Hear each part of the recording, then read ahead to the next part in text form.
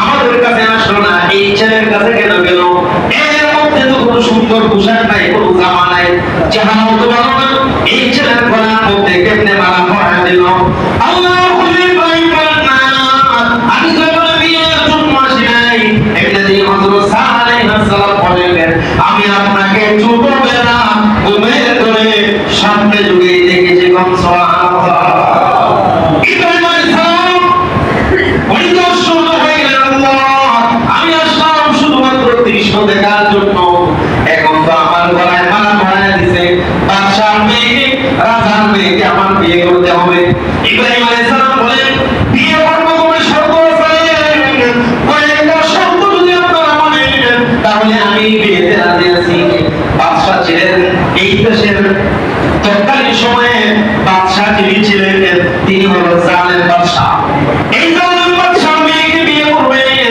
ইব্রাহিম আলাইহিস সালাম বলেন, প্রথম শর্ত হলো আপনার মেয়েটাকে কালেমা পড়তে হবে। কি পড়তে হবে বলেন? অর্থাৎ ঈমানদার হওয়া লাগবে। বাদশার মেয়ে তো এক পয়গা নামো, ইব্রাহিম ছাড়া আমি আর কাউকে বিয়ে করব না। বাদশা বলেন, হ্যাঁ মেনে নিলাম, আমার মেয়ে কালেমা পড়বে, ঈমানওয়ালা হবে। সুবহানাল্লাহ। এক নাম্বার শর্ত।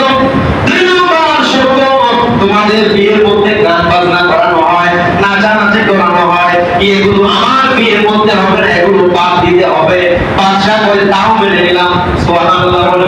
তিন নাম্বার প্রশ্ন হলো, তোমার মেয়েটাকে আমি বিয়ে করব, আমি হলাম গরিব মানুষ, আমার কোনো বাড়ি নাই, কোনো ঘর নাই, আপনার মেয়েকে আমি বিয়ে করব, তবে এই জায়গায় রেখে যাব না, আমি যেই জায়গায় আল্লাহর হুকুমে চলে যাই, তোমার মেয়েকেও আমার সাথে দিতে হবে। বাদশা তিন প্রশ্নে রাজি হয়ে গেছে। সুবহানাল্লাহ। বাদশা কি তিনটা প্রশ্নে রাজি হয়ে গেলেন? আল্লাহ বলি, ইব্রাহিমকে আসলে এখানে বিয়ের জন্য গিয়েছিল না দৃশ্য দেখার জন্য? দৃশ্য দেখার জন্য গিয়েছিল। এখন ফ্রিতে কি পাইছে? মোবাইল আছে। আর বলতে সাধারণ কোন মামলা, বিশ্বের কয়েকজন সুন্দরী আছে তাম পৃথিবীতে, আল্লাহ তাদেরকে সৃষ্টি করে দিলেন। এর মধ্যে হযরত সারা আলাইহিস সালাম একজন।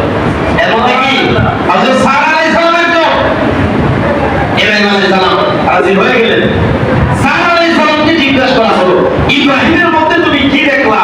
উনি বলেন, ইব্রাহিমের এই জায়গার মধ্যে মুহাম্মদুর রাসূলুল্লাহ সাল্লাল্লাহু আলাইহি সাল্লামের নূর দেখা যাচ্ছে। সুবহানাল্লাহ। কারণ আমাদের নবীর বংশ কোনটা বলেন? ইব্রাহিম আলাইহিস সালামের বংশ। কোনটা? ওনার বংশের দুইটা, একটা হলো ইসহাক আর একটা হলো ইসমাঈল আলাইহিস সালাম। এই হযরত ইব্রাহিম থেকে তো ইসমাঈল, ইসমাঈল থেকে আস্তে আস্তে কোথায় আসছে? খাজা আব্দুল্লাহ, এরপরে মুহাম্মদুর রাসূলুল্লাহ। উনি নূরের নূর ঝলকাচ্ছে ওনার কপালে। এটা থেকেই বুঝে গেছে, স্বপ্নে দেখেছিলাম তো এই যুবক, এই যুবকই হলো আজকের ইব্রাহিম। সুবহানাল্লাহ। বিয়ে হয়ে গেল। ওই কয়েকদিন রাখার পরে অনেক সম্পত্তি দিলেন জামাইরে। এখন দেহরক্ষী দিয়া এখানে আরো অনেক কথা ছিল, আমি ছেড়ে দিচ্ছি। সামনের দিকে আগাইলেন, উনি চলে যাবেন আবার কোথায়? ওই সিরিয়া যাবেন। রওনা দিলেন। মাতাল মাহাদি উনি দীর্ঘদিন এখানে দাওয়াতি কাজ করলেন, আবার সামনের দিকে রওনা দিলেন। সামনের দিকে রওনা দিয়া মিশর পর্যন্ত তিনি পৌঁছে গেলেন। মিশরে একজন জালেম বাদশা ছিল তৎকালীন সময়ে। এর কাজ ছিল সুন্দরী নারীদেরকে দেখলে, রমণীদেরকে দেখলে আটকায়া নির্জনীয়া তার সঙ্গে তার মনের খায়েশ মিটায়। কোন নাউযুবিল্লাহ। এই রাস্তার মধ্যে গোয়েন্দা লাগাই দিয়েছে, সুন্দরী মেয়ে দেখলে কি তারা আটকায়, আটকায় নিয়া গোপনে নিয়া তার সঙ্গে তার মনের খায়েশ মিটায়। নাউযুবিল্লাহ বলে। ইব্রাহিম আলাইহিস সালামের বিবি বিশ্বের সুন্দরী হযরত সারা আলাইহিস সালাম ওনাকে নিয়ে যখন সামনে রওনা দিলেন, এই বাদশার এলাকায় চলে গেছে। এই বাদশার এলাকায় কি চলে গেলেন? ইব্রাহিম আলাইহিস সালাম একটা কি বানাইলেন? একটা বক্স বানাইলেন। একটা বক্স বানায়া এটার ভিতরে হযরত সারা আলাইহিস সালামকে বক্সের ভিতরে ঢুকায়া উনি কাঁধের মধ্যে তো মাথায় নিয়ে সামনে রওনা দিলেন, যাতে করে এই বাদশা না দেখে তারে, কারণ দেখলেই তো তাকে নিয়ে যাবে। সামনের দিকে আগাইলেন, আগানোর বলে এই বাদশার এলাকায় চলে গেছে। এরা আগাইলেন, দাঁড়াও, তোমার বক্সের মধ্যে কি? বলে বক্সে কি তোমরাই দেখো, বক্সে কি থাকে? এরা বলে বক্স নাও। বক্সের তালা খুলে দেখে এখানে তো রূপসী সুন্দরী একজন মহিলা। এরা বাদশার দরবারে নিয়ে গেল। বাদশা তো বড় খুশি, যে এদের সাজায়া গুজায়া আমার আন্দর মহলে নিয়ে আসো। আল্লাহ খলিল ইব্রাহিম আলাইহিস সালাম উনি কান্না শুরু করে দিলেন, হায় রে হয়ে গেলাম, আমার বিবিকে এরা আটকায় দিয়ে গেল, এরপরে আমার বিবির চরিত্র এরা আজকে নষ্ট করে ফেলবে। এই দিক দিয়ে আম্মা জান হযরত সারা আলাইহিস সালাম কান্না শুরু করে দিলেন, আল্লাহ আজকে বুঝি এই জালেম আমার চরিত্র নষ্ট করে ফেলবে। ইব্রাহিম আলাইহিস সালাম কাঁদলেন, হযরত সারা আলাইহিস সালাম কাঁদলেন। সারা আলাইহিস সালাম বললেন, যখন নিয়ে চলে গেলেন এই জালেম বাদশা, ঈশ্বরের তৎকালীন সময়ের বাদশা, যখন গেলেন এই চরিত্রহীন বাদশা, সারা আলাইহিস সালাম বললেন, আমাকে একটু সময় দিতে হবে। কেন? আমি 2 রাকাত নামাজ পড়বো। কয় রাকাত বলেন? 2 রাকাত নামাজ পড়বো। এই জন্য বিপদে পড়লে কি করা? আগে 2 রাকাত নামাজ আদায় করা। কি করা বলেন? 2 রাকাত নামাজ আদায় করা। তাহলে আল্লাহ বিপদ থেকে কি করে? বাচ্চাকে উদ্ধার করে দেয়, হেফাজত করে। সারা আলাইহিস সালামকে 2 রাকাত নামাজের সুযোগ দেওয়া হলো। উনি দোয়া করলেন আল্লাহর কাছে, আল্লাহ স্বামীকে তো বাহিরে আটকায় রাখছে, আমি ভিতরে, আমি কোথায়? ভিতরে। ইব্রাহিম বাহিরে, আজকে আমার চরিত্র হরণ করে ফেলবে। আল্লাহ তুমি ছাড়া আমার কেউ নাই। এই অবস্থায় নামাজ শেষ হলো। এই জালেম বাদশার চরিত্রহীন বাদশা আল্লাহ আম্মা জান হযরত সারার দিকে যখন হাত বাড়ায়, আল্লাহর পক্ষ থেকে জালেম বাদশার হাত পা অবশ হয়ে গেছে। আল্লাহু আকবার। আমার ভাইরা, ওই জালেম বাদশা আম্মা জান সারার দিকে যখন হাত বাড়ায়, আম্মা জান সারার দিকে যেই মাত্র হাত বাড়ায়, এই হাতগুলো সঙ্গে সঙ্গে অবশ হয়ে যায়। কোন সুবহানাল্লাহ।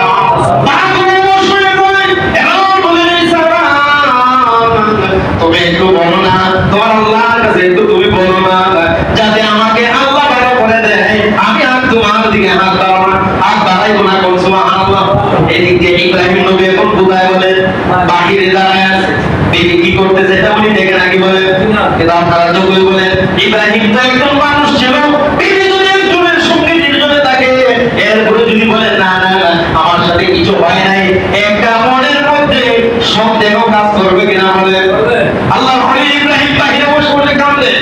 আল্লাহ রাব্বুল আলামিন ওই দিনের দৃশ্যটা আল্লাহ রাব্বুল আলামিন আল বিদায়া ওয়ান নিহার মধ্যে তাফসীরের একটা উল্লেখযোগ্য কিতাব, এই কিতাবের মধ্যে লেখা হয় ইব্রাহিম আলাইহিস সালাম তাকায় দেখেন ওনার সামনে আয়নার মতো ভিতরে কি হচ্ছে সব কিছু আয়নার মতো স্পষ্ট দেখা যায়। সুবহানাল্লাহ। ইব্রাহিম বাহিরে বসে বসে দেখে আর মুস্কি মুস্কি হাসে। আল্লাহ, আমি তো মনে করেছিলাম আমার বিবির চরিত্র নষ্ট করবে, এখন তো দেখি জালেম বড় বিপদে আছে। কি বলে? ঠিক না বেঠিক? জালেম বিপদে পড়ে গেল। দোয়া করলেন, হাত ভালো হয়ে গেছে, আমার ভালো হয়ে গেছে। আপনারা বলেন, আমরা যখন বিপদে পড়ি কারে ডাক দেই? আর বলেন, কারে ডাক দেই? আমার যখন বিপদ থেকে উদ্ধার হয়ে যায়, আমার নাফরমানি করি কিনা বলেন? জন্তুমান শুরু হয়ে গেছে, বলেন আগুন জ্বলছে, আল্লাহ ছাড়া কেউ নাই, আমার সব কিছু হয়ে গেছে, আল্লাহরে ভুলে যায় কিনা বলেন? আবার আমরা আল্লাহরে ভুলে যাই, এটা আমাদের স্বভাব। কি বলেন? ঠিক কিনা? ওই জালেম বাদশা একবার তো হাত বাড়াইলেন, হাত পা অবশ হয়ে গেছে, আমার যখন ভালো হয়ে গেল, আবার আমাদের আম্মা জান সারার দিকে হাত বাড়ায়, আবার হাত পা অবশ হয়ে গেছে, আবার বলে সারা। আর এই দৃশ্য ইব্রাহিম বাহিরে বসে বসে দেখে আর মুস্কি মুস্কি হাসে। কোন সুবহানাল্লাহ।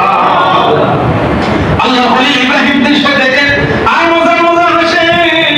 এই দিক দিয়ে জালেম বাদশা আবার হাত পা অবশ হয়ে গেল, আবার বলতেছে সারা একটু বলো না আমার হাত পা ভালো হয়ে যাক। আবার ভালো হলো, কারণ চরিত্র এটা পরিবর্তন হওয়াটা বড় কঠিন। কি বলে? ঠিক না বেঠিক? আবার তার দিকে হাত বাড়ায়, আবার যখন দ্বিতীয়বারের সময় হাত দূর অবশ হয়ে যায়, পা অবশ হয়ে যায়, আল্লাহর খলিল ইব্রাহিম নবীর বিবি সারা আলাইহিস সালাম বলেন, এবার আমি ক্ষমা করব না, আমার স্বামী ইব্রাহিমকে লাগবে। কোন সুবহানাল্লাহ। এবার কাকে লাগবে? দুইবার করেছি আমি ক্ষমা, এবার ইব্রাহিমকে রাখতে হবে। ইব্রাহিম আলাইহিস সালামকে সামনে আনা হলো। ইব্রাহিম আলাইহিস সালাম মনে মনে কয়, ভাবলাম কি আর কি হইল কি। ইব্রাহিম আলাইহিস সালাম বলেন, ঠিক আছে আমি ক্ষমা করব, তবে তোমাকে তাওবা করতে হবে, আমার জীবনে কোনোদিন এরকম করবো না। ওই জালেম বাদশা বলে, আমি শুধু এরকম করব না, এখানেই সীমাবদ্ধ নয়, আমাকে বলে দাও লা ইলাহা ইল্লাল্লাহ ইব্রাহিম খলিলুল্লাহ। ওই জালেম বাদশা কি হয়ে গেলেন? কালিমা পড়ে ইমানদার হয়ে গেছে। ইব্রাহিম আলাইহিস সালাম এখানেও দীর্ঘদিন কালেমার দাওয়াত দিলেন, অনেক মানুষ ইমানদার হয়ে গেল। ইব্রাহিম এক কাজ করো, এই ক্ষমতা এখন তোমার দিয়ে দিলাম, আগে ওনার বিবিরে দিয়ে দেয়, এখন কি কয় ক্ষমতা সব তোমার দিলাম, কারণ এখন তো ইব্রাহিম হলো নবী আর তার উম্মত কি বাদশা, ঠিক না? আরে ছাত্র যত বড়ই উপরে যাক না কেন, কিন্তু উস্তাদের কাছে ছাত্র কি ছাত্রই, ঠিক না? ঠিক বলেন। এখন বলতেছে আপনি তো আমার নবী, আপনি আমার উস্তাদ, ক্ষমতা আপনার দিলাম, আপনি যেমনি মনে চাইতে ছাড়া। ইব্রাহিম আলাইহিস সালাম বলে ক্ষমতা আমি চাই না, আমি এবার চলে যাব, তুমি এই রাজদরবারে থাকো, মানুষের দাওয়াত দিবা। সুবহানাল্লাহ। ইব্রাহিম নবী যাওয়ার সময় একটা হাদিয়া দিলেন, কি দিলেন?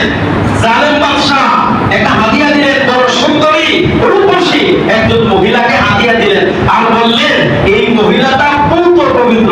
এই মহিলাটা কি পূর্ণ পবিত্র, মানে তার চরিত্র বড় ভালো।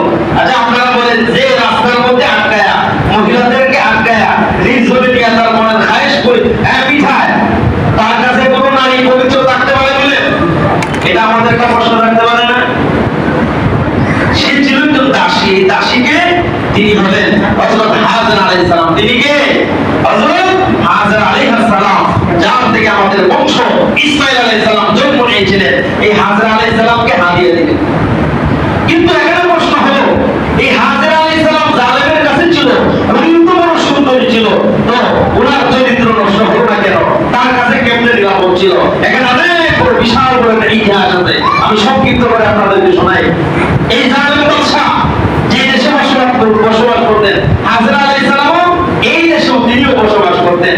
একদিন বিশাল বড় মেলা জমাইলেন, মেলার মধ্যে তার উদ্দেশ্য হলো মেলায় সুন্দরী মেয়েরা আসবে, আসার পরে যেগুলো সুন্দরী এদেরকে বন্দী করা হবে, আর তার সঙ্গে আমার কি করবো, হ্যাঁ আমার খায়েশ মেটাবো।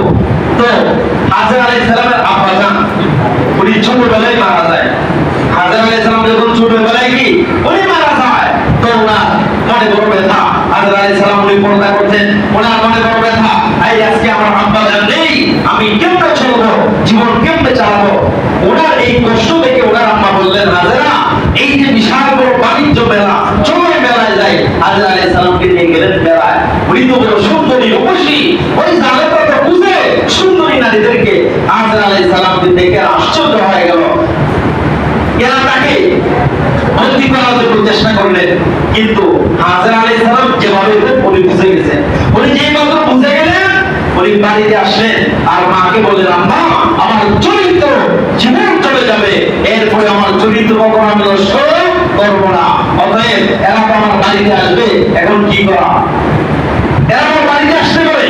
হাজরা আলাইহিস সালাম সিদ্ধান্ত নিলেন, দেখেন একজন মহিলা, একজন নারী নিজের চরিত্র হেফাজতের জন্য সিদ্ধান্ত নিলেন, আমি জঙ্গলে চলে যাবো। কোথায় বলেন? আমি জঙ্গলে চলে যাবো। হাজরা আলাইহিস সালাম জঙ্গলে চলে গেলেন। জঙ্গলে যাওয়ার পরে আমার ভাইয়েরা, এরা যেভাবেই হোক হাজরা আলাইহিস সালামকে আবার খুঁজে বের করে রাজদরবারে আনলেন। ওই জালেম বাদশা তাকে বড় সুন্দর করে সাজালেন, সাজায় গুজায়া আবার রাজদরবারে নিলেন, আন্তর্মহলে দিলেন। তার দিকেও যখন হাত বাড়ায়, তার হাত পা অবশ হয়ে যায়। সুবহানাল্লাহ বলুন। তার হাত পা কি হয়ে যায়? অবশ হয়ে যায়। এই হাজরা আলাইহিস সালামের দিকে যতবার হাত বাড়িয়েছিল, ততবার তার হাত অবশ হয়ে যায়। এক পর্যায়ে সে তওবা করেছিল, তুমি যতদিন নিজে থেকে আমাকে সম্মতি না দিবা, বিয়ের অনুমতি না দিবা, আমি তো কাউকে বিয়ে করি না, তবে তুমি বড় সুন্দরী, তোমাকে আমি বিয়ে করবো, যতদিন অনুমতি না দিবা ততদিন তোমার দিকে হাত বাড়াবো আমি। এই অবস্থায় উনি তো রাজদরবারে ছিলেন, উনি তো অনুমতি দেয় নাই। এদিকে ইব্রাহিম আলাইহিস সালাম আসলেন, এই জালেম বাদশা কি হয়ে গেছে? ইমামদার হয়ে গেছে। তাহলে হাজরা আলাইহিস সালামের চরিত্রের মধ্যে কোন ঝামেলা আছে বলেন? আর ঝামেলা আছে? তাহলে উনি বলছে উনি পূর্ণ পবিত্র, এটা তো সত্যই। উনি দিয়ে ইব্রাহিম আলাইহিস সালাম দিয়ে রওনা দিলেন। এখন ইব্রাহিম আলাইহিস সালাম আবার রওনা দিলেন ওই সিরিয়ার দিকে। ইব্রাহিম আলাইহিস সালাম এবং হযরত হাজরা আলাইহিস সালাম, এরপরে এখন উনি একজন রোমার বিবি সারা, আর হাজরা হলো এখন দাসী। তো ইব্রাহিম আলাইহিস সালামের বয়স হয়ে গেল 86 বছর। কত বছর? 86 বছর বয়সে উনি আল্লাহর কাছে একজন সন্তান চেয়েছিল, আর ওনার তো সন্তান হয় না, উনি বৃদ্ধ হয়ে গেলেন। কিন্তু এই কথাগুলো কোরআনে আছে। ইব্রাহিম আলাইহিস সালাম আল্লাহর কাছে দোয়া করেছিলেন, আল্লাহ আমার এখানে একটা সন্তান দেন। আল্লাহ তখন ইসমাঈলকে দিয়েছিল। মহতারাম হাজিরিন, কুরবানির আলোচনাটা এই ইব্রাহিম আলাইহিস সালামের ইতিহাসটাই পর্যন্তই থাকুক। আমাদের আর অন্য কিছু আমার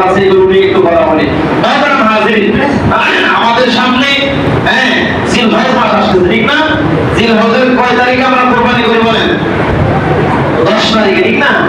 কোরবানি আমরা করে থাকি। কোরবানি আমাদের কাদের উপরে ফরজ, এবং এই 10 দিনে আমাদের কিছু আমল রয়েছে। এই 10 দিনে আমাদের কি রয়েছে? কিছু আমল রয়েছে। এক নাম্বার হলো, এই পৃথিবীতে যত রাত আছে, যত দিন আছে, সবচেয়ে দামি রাত এবং দিন হলো এই জিলহজ মাসের প্রথম 10 দিন। সুবহানাল্লাহ। আল্লাহ কোরআনে বলেছেন, ওয়াল ফাজর ওয়া লায়ালিন আশর ওয়াশ শাফঈ ওয়াল ওয়াতর। আল্লাহ কোরআনে এই জিলহজ মাসের প্রথম 10 রাতের কসম খেয়েছেন। সুবহানাল্লাহ। আল্লাহ কোরআনে কি গিয়েছেন? এই 10 রাতের কি গিয়েছেন? কসম খেয়েছেন আল্লাহ। তাহলে এই রাতগুলোর দিনগুলোর দাম আছে না নাই? এই দিনগুলোর অনেক দাম। এই দিনগুলোতে আমাদের করণীয় কি? এক নাম্বার হলো বেশি বেশি তাকবীর বলা। কি বলা বলেন? এক নাম্বার হলো কি? বেশি বেশি তাকবীর বলা। আল্লাহু আকবার, আল্লাহু আকবার, লা ইলাহা ইল্লাল্লাহ, আল্লাহু আকবার, আল্লাহু আকবার, ওয়া লিল্লাহিল হামদ। এগুলো বেশি বেশি পড়া। দুই নাম্বার বেশি বেশি ইস্তিগফার পাঠ করা, বেশি বেশি দরুদ শরীফ পাঠ করা, বেশি বেশি গুনাহ আল্লাহর কাছে ক্ষমা চাওয়া। এরপরে এই 10 দিন তো না, কারণ ঈদের দিন রোজা রাখা কি হারাম। ঈদের দিন রোজা রাখা হারাম। তো ঈদের দিন রোজা রাখা কি হারাম। তাহলে আমরা 9 দিন রোজা রাখবো। কয় দিন? আমরা কয় দিন রোজা রাখবো বলেন? 9 দিন রোজা রাখবো। অর্থাৎ আমরা পহেলাম এই জিলহজ থেকে 9 তারিখ পর্যন্ত কি করবো? রোজা রাখবো। অর্থাৎ আরাফার দিন পর্যন্ত। এই দিনগুলো রোজা রাখলে কি হবে? আল্লাহ রাব্বুল আলামিনের পয়গম্বর বলেন, দীর্ঘ 1 বছর রোজা রাখার সওয়াব আল্লাহ তাআলা আমলনামায় দিবেন। সুবহানাল্লাহ। কেউ বলেছেন এই প্রত্যেকটা রাতের দাম হলো লাইলাতুল কদরের সমপরিমাণ। সুবহানাল্লাহ। তাহলে এই রাতগুলোর দিনগুলোর নাম আছে না নাই বলেন? এরপরে আরাফার দিন। কিসের দিন? আরাফার দিনের দাম কত? রাসূলুল্লাহ সাল্লাল্লাহু আলাইহি সাল্লাম হাদিসে বলেন, সিয়ামু ইয়াউমি আরাফা আহতাসিবু আলাল্লাহ আন ইউকাফিরা as-sanata allati qabla was-sanata allati ba'da aw kama qala an-nabiy sallallahu alayhi wa sallam। আল্লাহর পয়গম্বর নবী আলাইহিস সালাম বলেন, সিয়ামু ইয়াউমি আরাফা, আমার উম্মতের পক্ষ থেকে যে নারী পুরুষেরা, আল্লাহ নবী বলেন আরাফার দিন, এই আরাফার দিনে সিয়ামু ইয়াউমি আরাফা আহতাসিবু আলাল্লাহ। আল্লাহ নবী বলেন আরাফার দিনে যে বান্দা এবং বান্দি রোজা রাখবে, আমি পয়গম্বর আমার আল্লাহর কাছে আশা রাখি আল্লাহ রাব্বুল আলামিন অতীতের 1 বছরের গুনাহ এবং অগ্রিম 1 বছরের গুনাহ মহান আল্লাহ ক্ষমা করে দেয়। সুবহানাল্লাহ। 1 বছরের অগ্রিম গুনাহ ক্ষমা করে দেয়। কি করে বলেন? এইটা যদি আরাফা রোজা যদি কেউ রাখে, আল্লাহ রাব্বুল আলামিন পিছনের গুনাহ তো ক্ষমা করে দেয়, অগ্রিম 1 বছরের গুনাহ মহান আল্লাহ ক্ষমা করে দেয়। সুবহানাল্লাহ। এই দিনগুলোতে আমাদের আরো আমল আছে।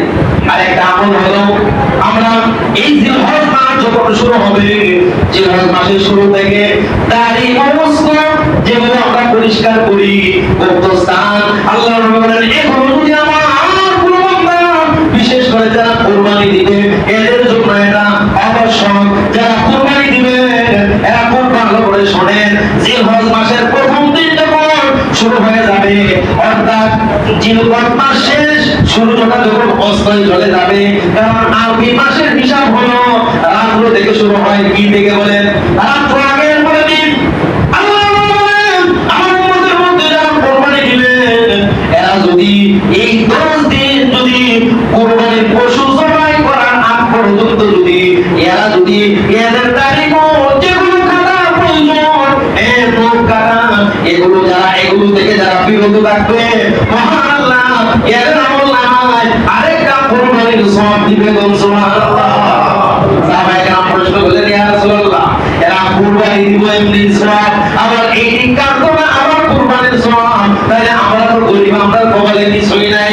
আল্লাহ বলেন, এমন সাহাবীরা তোমরা যারা গরিব, তোমরা যদি আমল করো, কুরবানি না দিয়ে নখ এবং মুজগুত সাদা এগুলো যদি কাটা থেকে এই 10 দিন বিরত থাকো, কুরবানির পশু জবাইয়ের পরে যদি এগুলো পরিষ্কার করো, তোমাদের আমলনামায় কুরবানির সওয়াব দেওয়া হবে। সুবহানাল্লাহ। তাহলে আমলগুলো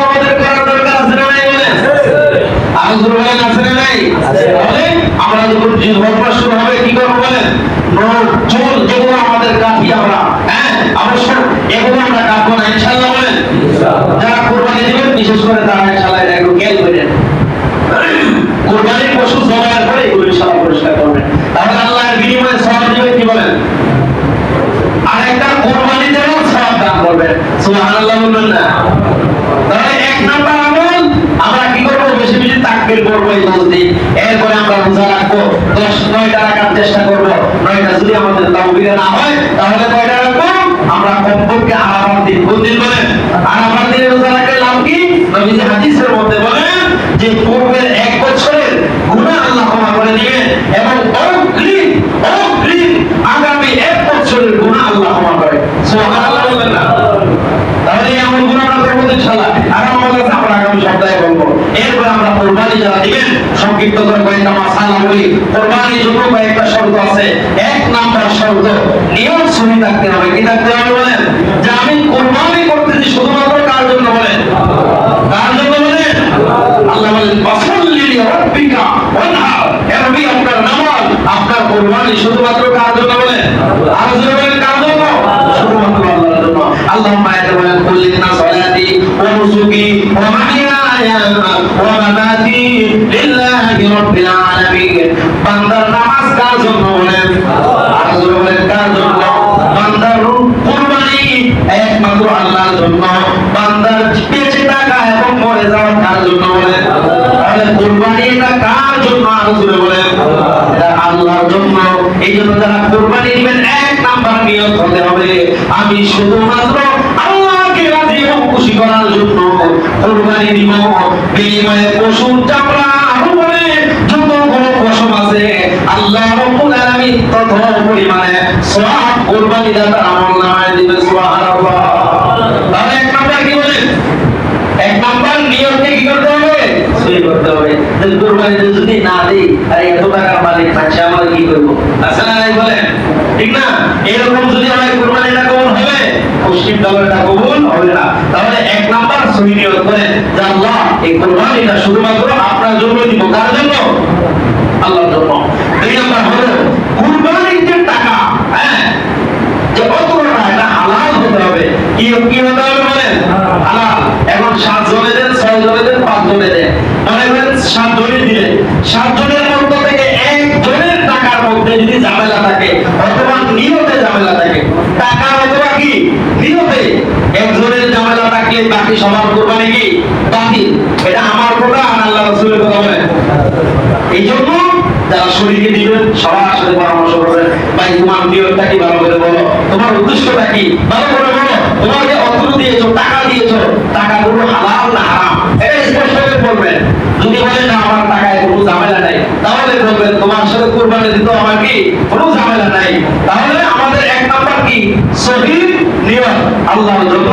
2 নাম্বার কুরবানি, হ্যাঁ আমরা যে কুরবানির টাকা অস্ত্র এটা কি হতে হবে বলেন?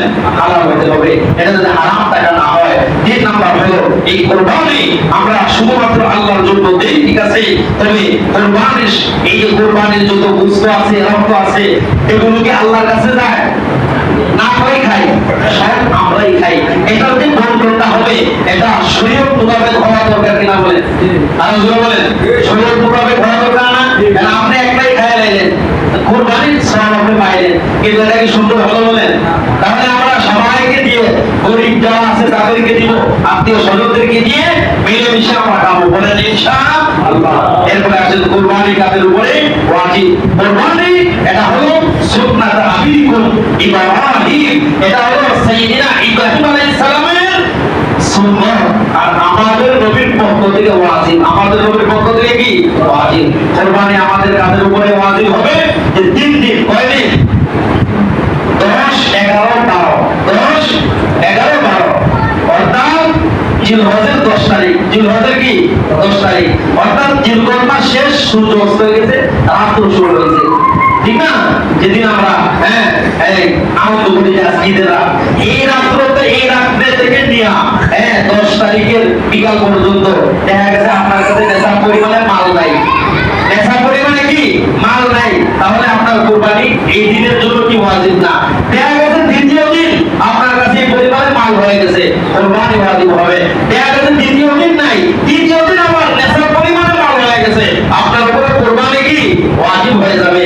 তাহলে আমরা যাকাতের জন্য 1 বছর অতিবাহিত হতে হয়, কোরবানির জন্য এটা কি নাই, 3 দিনের মধ্যে যদি কাহার কাছে এই সমপরিমাণ নেশার সমপরিমাণ মাল যদি কাহার কাছে থাকে, তার জন্য কোরবানি দেওয়া কি বলে ওয়াজিব।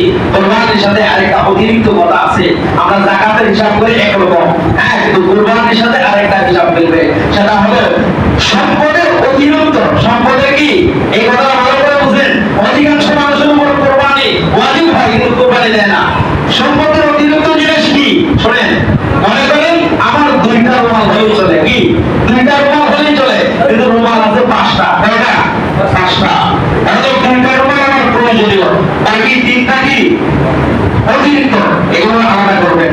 মনে করেন জুতা আছে আপনার 5 জোড়, আপনার প্রয়োজন কয়টা বলেন 2টা, শরীর মোবারক আপনার প্রয়োজন কয়টা 2টা, তাহলে 3 জোড় জুতা কি অতিরিক্ত, এগুলো ঘরের মধ্যে পানি লাগে আপনার 2টা, কিন্তু ঘরের মধ্যে আছে 6টা, অতিরিক্ত কয়টা বলেন কয়টা।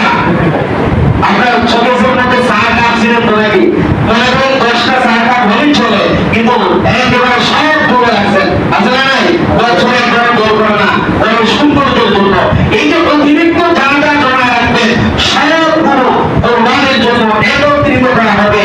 এরপরে যদি দেখেন না সব বেলা লঙ্গিরও 3টা দরকার, কিন্তু লঙ্গি আছে আপনার 20টা, আছে না নাই, তার জায়গায় আমার দরকার কয়টা 2টা, তার জায়গায় আছে 30টা, তাহলে 3টা দিয়ে বাকি 28টা আলাদা করবেন। সব মিলা 30 জায়গায় আপনার একটা, ঘরে আছে কয়টা 3টা, তাহলে একটা হলো প্রয়োজনীয়, বাকি 2টা কি গবেষণ করার জন্য। সাপোজ থাকে একটা, কিন্তু গণতন্ত্র করতে প্রয়োজন আছে না নাই, বলে আছে কি বলেন, আছে না নাই, আছে না, তাহলে একটা ছোট ছোট আপনার প্রয়োজন, বাকি কোনো সাজায় আছে, সবগুলো একত্রিত করবেন। ব্যবহার বড় বড় ব্যাগ আছে না, দেখবেন পুকুরের মতো রাখছে, কিন্তু সবাই একবার ব্যবহার করে না, 3 বছর 4 বছর অনুষ্ঠান ব্যবহার করে, তাহলে এই কোনো কি কোরবানি হিসাবে আনবে। সব মিলিয়ে আপনারা বলেন কোন ব্যক্তির উপর কোরবানি ওয়াজিব না, অধিকাংশ মানুষ বলে কোরবানি ওয়াজিব কিন্তু কোরবানি দেয় না। আল্লাহ রাব্বুল আলামিন, আল্লাহ রাব্বুল আলামিন কিন্তু কথা বললাম, এর উপরে আমাদের এবং আপনাদের সবাইকে আমল করার তৌফিক দান করুন, সবাই